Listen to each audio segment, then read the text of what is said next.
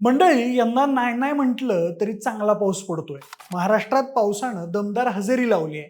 पाऊस चांगला झाला की बळीराजा सुकावतो हे जरी खरं असलं तरी अतिवृष्टीमुळे अनेक ठिकाणी शेतात पाणी साचून राहण्याच्या गंभीर समस्या निर्माण झाल्या आहेत.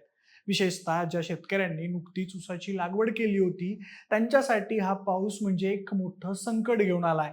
शेतात 10-15 दिवस पाणी साचून राहिल्यामुळे जमिनीत टाकलेली ऊसाची टिपरं किंवा रोपे सडली आहेत आणि ऊसाची उगवणच झालेली नाही, असं बऱ्याच ठिकाणी पाहायला मिळत आहे. शेतात जागोजागी नांग्या पडलेल्या दिसत आहेत. एकूणच हजार रुपये खर्च करून केलेली लागवड जेव्हा पाण्याखाली जाते तेव्हा शेतकऱ्याच्या जीवाची काय घालमेल होते हे आपल्याला माहितीच आहे. पण मंडळी, टेन्शन घ्यायचं कारण नाही. निसर्गाच्या या लहरीपणावर मात करण्याची ताकद आपल्या मनगटात आणि आधुनिक तंत्रज्ञानात आहे. जर तुमच्याही शेतात पाणी साचून ऊस उगवला नसेल तर आजचा हा व्हिडिओ खास तुमच्यासाठीच आहे. आज आपण अशा 5 ठोस आणि खात्रीशीर गोष्टी पाहणार आहोत, ज्या करून तुम्ही तुमच्या ऊसाचं झालेलं नुकसान भरून काढू शकता आणि पिकाला पुन्हा उभं करू शकता. त्यासाठी व्हिडिओ शेवटपर्यंत नक्की पहा. नमस्कार, मी प्रथमेश आणि तुम्ही पाहताय झायडेक्स प्रस्तुत गावभारी. सगळ्यात पहिलं तर वेळ न घालवता थेट मुद्द्यालाच हात घालूया. सगळ्यात पहिला मुद्दा पाण्याचा त्वरित निचरा करा. जेव्हा जमिनीत पाणी साचून राहतं तेव्हा जमिनीतील हवेची पोकळी पाण्यानं भरून जाते. ऊसाच्या कांड्याला किंवा मुळांना श्वास घेण्यासाठी ऑक्सिजन मिळत नाही. ऑक्सिजन अभावी ऊसाचे डोळे सडायला सुरुवात होते आणि यासाठी शेताच्या उतारानुसार 1.5 ते 2 फूट खोल चर काढा. शेतातील जास्तीचे पाणी या चराद्वारे मुख्य नाल्याला किंवा ओढ्याला मिळवून द्या. जर पाणी सऱ्यांमध्ये अडकून पडले असेल तर सऱ्यांचे बांध थोडे फोडून पाण्याला वाट मोकळी करून द्या. लक्षात घ्या, जोपर्यंत शेतातून अतिरिक्त पाणी बाहेर काढलं जात नाही तोपर्यंत तुम्ही कितीही खतं किंवा औषधं टाकली तरी त्याचा काही उपयोग होणार नाही. त्यामुळे युद्ध पातळीवर आधी पाण्याचा निचरा करण्याला प्राधान्य द्या.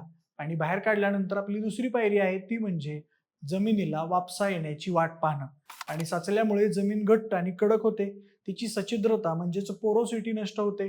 अशा घट्ट जमिनीत जर काही ऊसाचे कोंब वाचले असतील तर ते बाहेर येऊ शकत नाहीत. वापसा म्हणजे काय, तर जमिनीत 50% हवा आणि 50% ओलावा असण्याची स्थिती. आता अशी स्थिती येण्यासाठी काय करावं, तर पाणी काढल्यानंतर जमिनीला चांगला सूर्यप्रकाश मिळू द्या. जमीन थोडी कोरडी झाली आणि पाय रोवता येऊ लागला की बैलजोडीच्या किंवा पॉवर टिलरच्या सहाय्यानं हलकी कुळपणी करून घ्या. कुळपणी केल्यामुळे जमिनीचा वरचा कडक थर तुटतो, माती भुसभुशीत होते आणि जमिनीत हवा खेळती राहते. ज्यामुळे जे डोळे अजूनही जिवंत आहेत त्यांना ऑक्सिजन मिळतो आणि ते वेगानं वर यायला मदत होते. एकूणच मातीला श्वास घेऊ देणं ही या टप्प्यातली सर्वात मोठी गरज आहे. आता तुम्ही म्हणाल की एवढी सगळी मेहनतीची कामं करणं शक्य आहे का?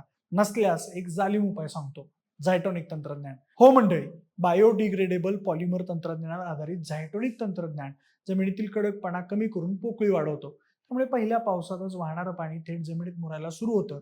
तसेच अतिपावसानंतर पाण्याचा निचराही होतो. झायटोनिक तंत्रज्ञानाचा वापर केल्यास वारंवार करावी लागणाऱ्या जमिनीच्या मशागतीचा खर्च कमी होतो. तसेच झायटोनिक एमचा वापर केल्यास यामधील मायक्रोरायझा पुन्हा मुळांची झपाट्यानं वाढ करतो व पिकाला अति पाण्यामुळे लागणारी भर कमी करतो.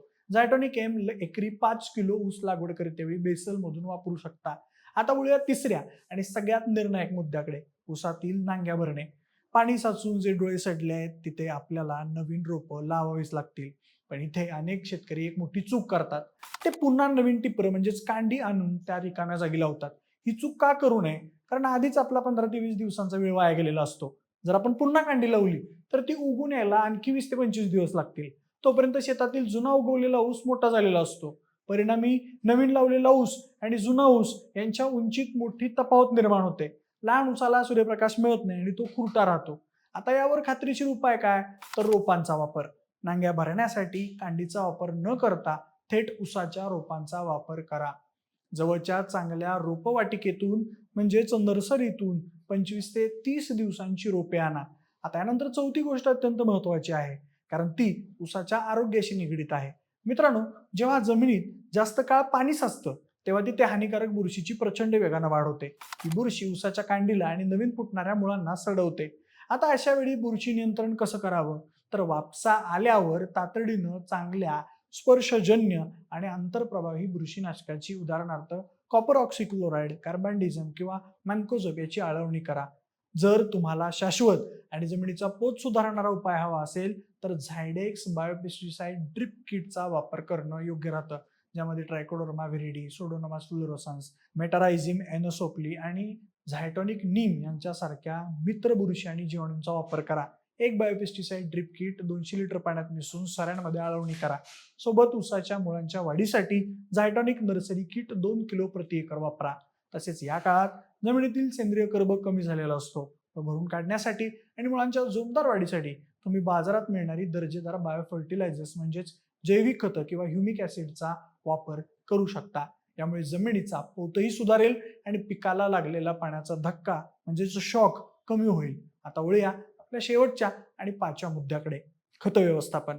मंडळी, पाणी साचल्यामुळे जमिनीतील नत्र, नायट्रोजन पाण्यासोबत वाहून जातो किंवा हवेत उडून जातो, ज्याला आपण लिचिंग अँड डिनायट्रिफिकेशन असं म्हणतो.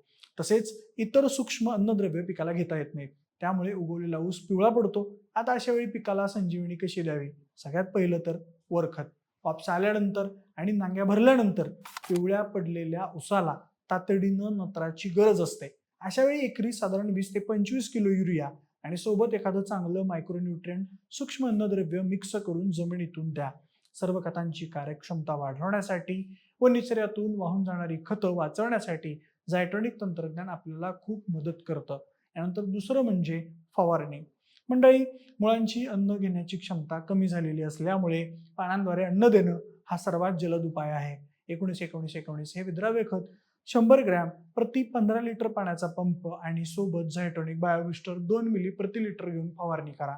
यामुळे पाने त्वरित हिरवीगार होतील आणि ऊसाची प्रकाश संश्लेषण म्हणजेच फोटोसिंथेसिस क्रिया वेगाने सुरू होईल. तर शेतकरी मित्रांनो, पाणी साचून ऊस उगवला नाही तर निराश न होता या 5 गोष्टी क्रमाने करा. 1. पाण्याचा त्वरित निचरा करणे. 2. जमिनीला वापसा येऊ देणे. 3. कोळपणी करणे आणि ऊसाच्या रोपांनीच नांग्या भरणे. बायोपेस्टिसाइड, ड्रिप किट आणि झायटॉनिक नर्सरी किटची आळवणी करणे. फवारणी आणि योग्य खतांचा डोस देणे.